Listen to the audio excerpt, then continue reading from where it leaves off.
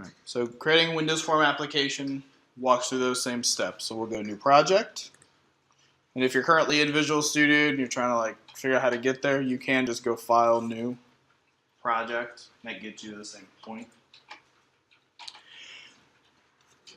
We will choose a Windows Form application. So if you're on the Visual C#, it'll probably be your second one, depending on, well, you guys are running probably 2012 if you're using the desktop, so you won't see universal apps.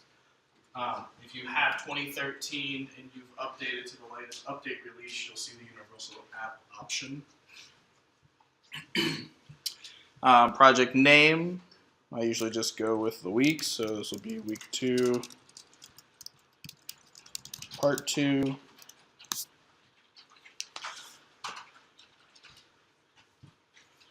Solution name will be the same, and we'll create a directory for the solution. That's the default, and we'll stick with that. So we'll hit OK. .NET will scaffold up that project template for us, getting us all set.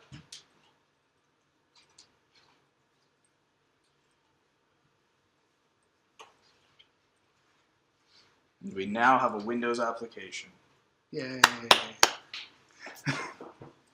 Told you it's easier than Java. All right. So, I mean, honestly, at this point, you can take this app. We can go up to the Start button, hit Start. It'll compile, build, and run. I'm also encoding video behind this, so it takes a little bit longer. And this is that form. You can grab it, you can drag it, you can full size, full screen it, you can do whatever you want with it. It's a real form.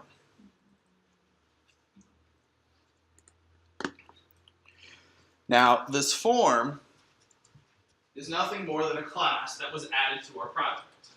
It's another class file in our project. So we still have solution, week 2, part 2, that's our solution. Our project is the week 2, part 2 project.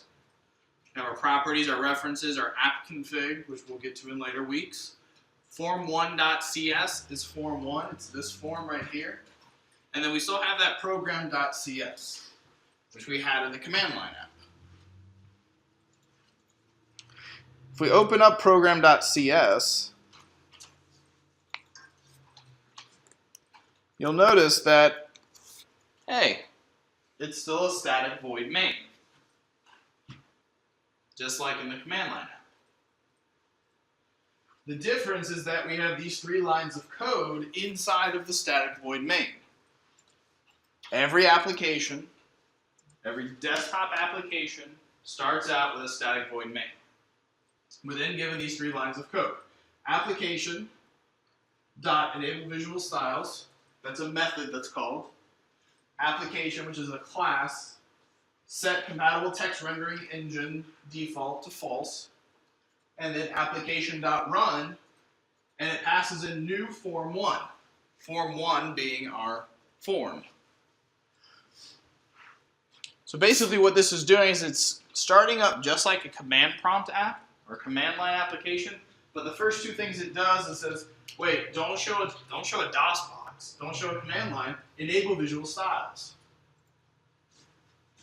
And then it disables the text rendering engine so that we don't get text. And then it says, go ahead and run as an application form 1. Now you may be going, well, what's application? Where does this come from? If you mouse over the application name, it's a class. Visual Studio gives you this little flyout helper that says that application is a class that lives in the system.windows.forms namespace. So this class is what I like to call a utility class that has a series of methods and properties that are specifically designed in this case to help you facilitate building and managing a Windows Form application. If you really want to know more about what it does, you can click on it, put your cursor inside of the application, and then hit F1. That will launch your browser, navigate you out to msdn.microsoft.com, and bring you up far more documentation than you probably care to actually know. It will give you every method, every property, every event, every public field, and it will tell you the inheritance hierarchy, and it will give you all of those details. And if you really want to know what it looks like in these other languages, you can do that too. But this is a C# course, so I don't think you'll want to. Oh, one little thing I did want to mention.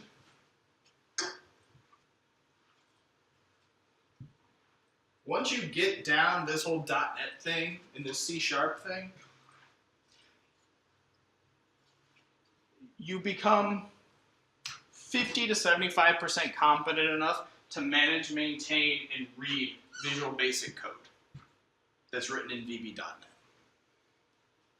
The syntax will look a little funky. You'll probably keep putting semicolons all over the place, and you don't need them in VB. But the classes that you use and the methodologies that you use are exactly the same. Exactly the same. You have classes, you have properties, you have methods, you have events. Just like you do in C#. You're using the exact same base class libraries. Everything is the same except for the actual text that's written into the IDE. And I say that to you because sometimes you may look up a problem and you may come across the solution, but it's written in the other language. Just because it's written in one language versus the other, don't let that be a stopping point for you, because you do the work the same way in both languages. And if it's really a struggle, there are even websites where you can copy VB, paste it in a box, hit convert, and it'll convert it to C# for you. They're that close together. So, just keep that in mind. So your Windows Form applications are really just command line apps with a pretty window. You can actually run these 3 lines of code, include the correct references, and add a form to your command line app, and you can make a Windows form pop up in your command line application. So, just things to think about. I'm not saying that there's a use case for that all the time, but there may be one.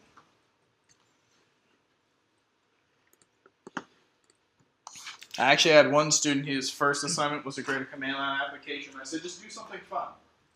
Well, he ended up and he wrote a command line app that would spin up a thread and play Super Mario Brothers using the beeps on the command line. And then he popped up a Windows form, and it was just this animation of Mario running around. So, you guys know who Super Mario is, right? Yeah. Okay. No, who's that? I got a small group. I got a guy. I was like, you know who Shaquille O'Neal is? You guys know who Shaquille O'Neal is? And he's like, no. I'm like, Michael Jordan? I'm like, what year were you born? And he's like, I was born in 1992. And I'm like, what hole did you live in? So sometimes I feel like I'm getting old because sometimes my references are a little off. But okay. One of my professors had a student who didn't know which school he went to. He went to the University of Cincinnati and he didn't know that? The name of the school. Guess mom and dad filled out the application for him.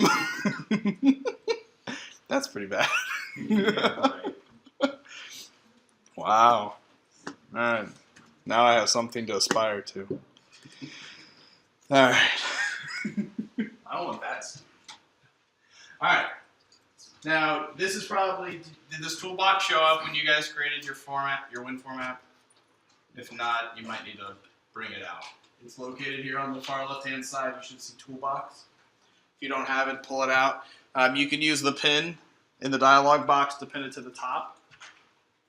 If it's still not there, you can go to View, and it should be 3rd section down, toolbox.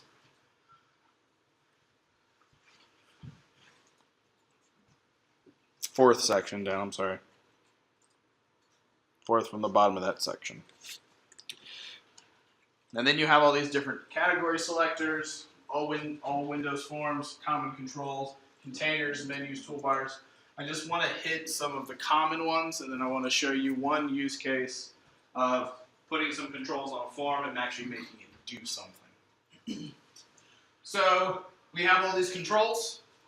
You can look through them. It's just a full catalog of different things. They do their best to kind of, they, meaning Microsoft, do their best to try to categorize them into what they consider to be common controls, containers, menus, data controls, and so forth. If you want to add a control to your form, you have two options. You click on it, and then you double click on it, and it'll put the form on the control.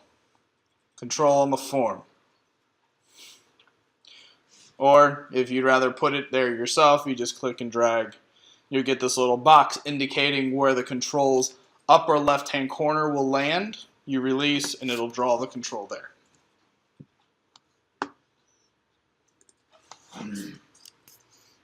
You'll notice that the buttons got auto-named button 1, button 2.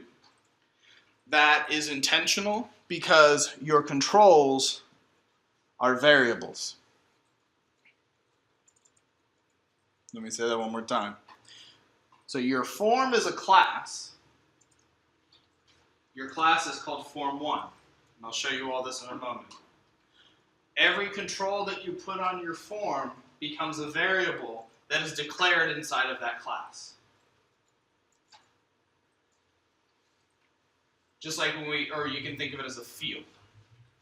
So just like when we created our student class last week and we created those fields before we created them or turned them into properties, we had like a first name field and a last name field, email field, student ID field. Those fields are the same type of fields that these controls are. The difference is that these controls are a special type of class that actually has a visual representation. It uses GDI, which is the graphical subsystem of Windows, and draws a button on the screen. So, because they're variables, their names have to be unique.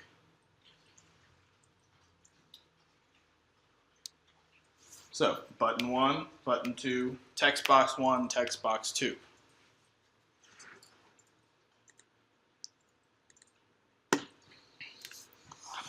You should have a properties dialog on the right-hand side as well.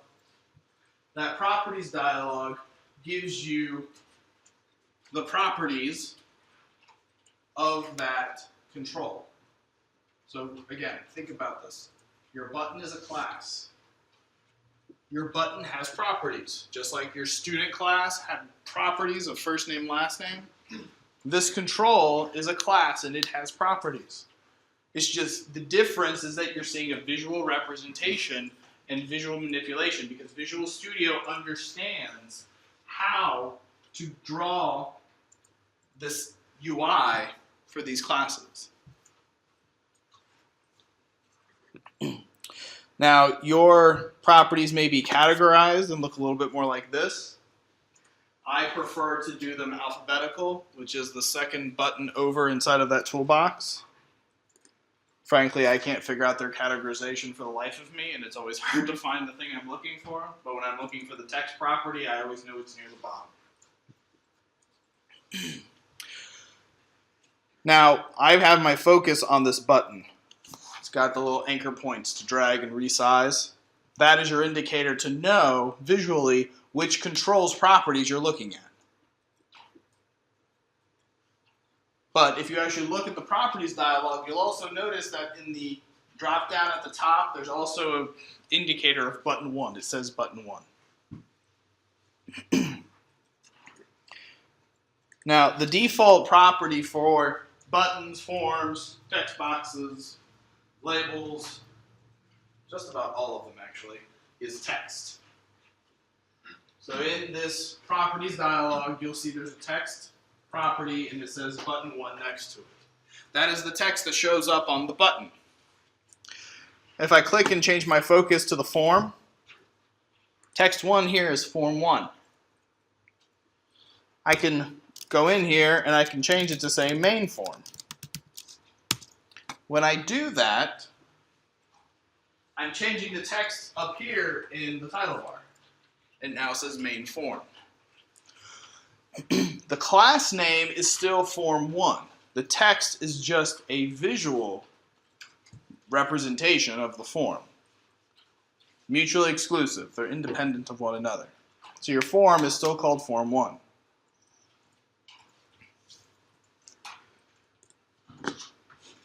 This button I'll call go. Or I'm not calling it. I'm going to give it the text value of go. And I'll get rid of button 2. So I have my go button. But the button's name, the variable name for the button is still button 1. If I want to change the variable name, I have to actually scroll all the way up to the top and look for name in parentheses. Here is where I declare or define the variable name for the button. So by default, it's button 1, button 2, and so forth. You want to make the name something that you can remember. Because when you get into code,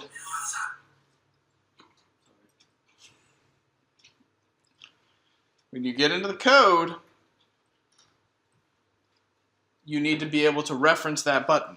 You need to be able to know the name of the button.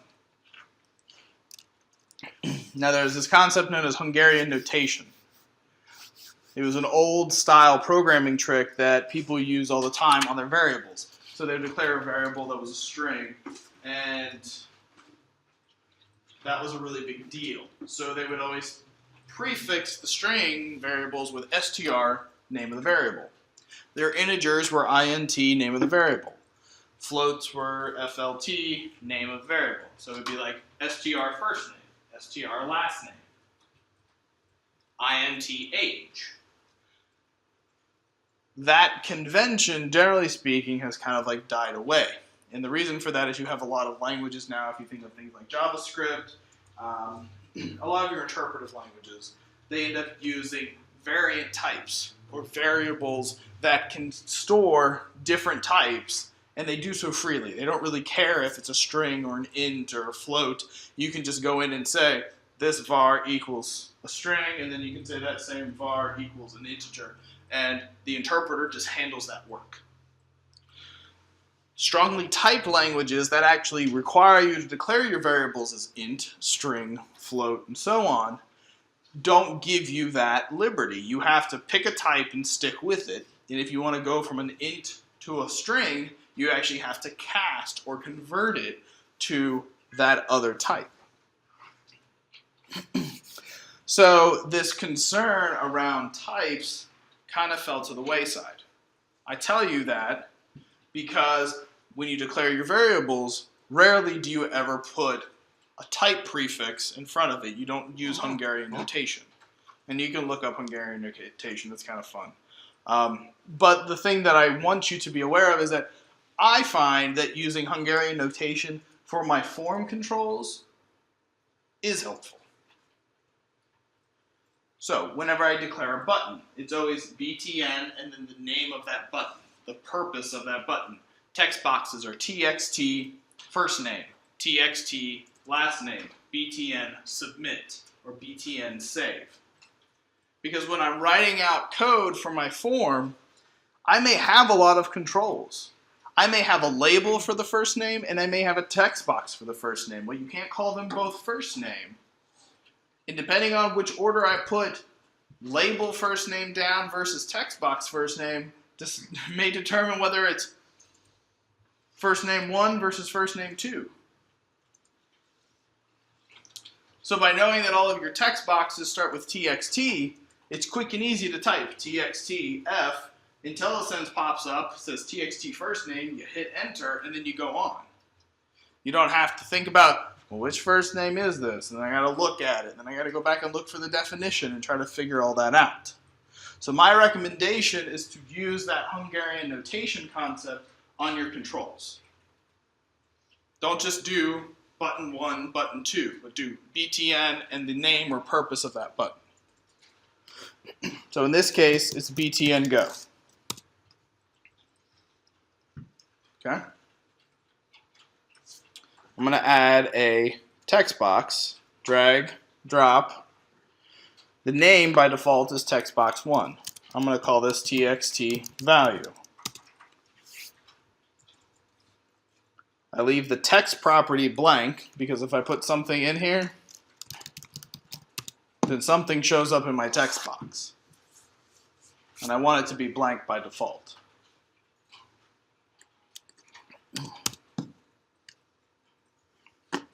And the last thing I want to do is I want to put a label here. If I jump back up to that name, this will be LBL output. Now you'll notice that the text value of the label still says label 1. So it actually says label 1 on the screen. I want to delete that because I want it to be blank by default. And then all I have now is this little tiny box that is my label. If I click off of that label, it's like finding a needle in a haystack trying to click on that label again.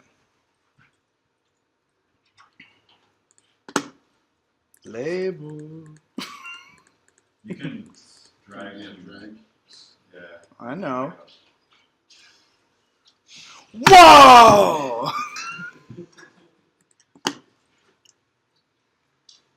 What if I put like 2 of them next to each other? Then what happens? I know what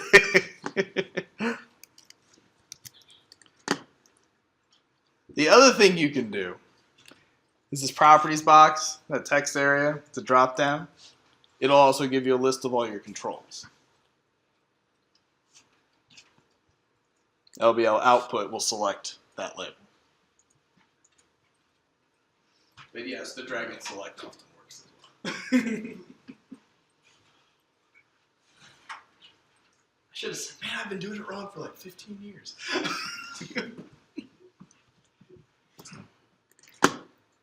All right, so if you need to get back to a control that you can't see, you can use that. Thank you.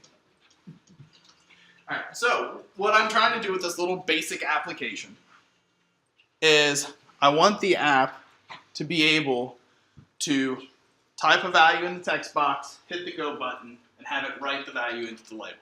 It's not fancy, but it's those mechanics of getting the app to actually do something.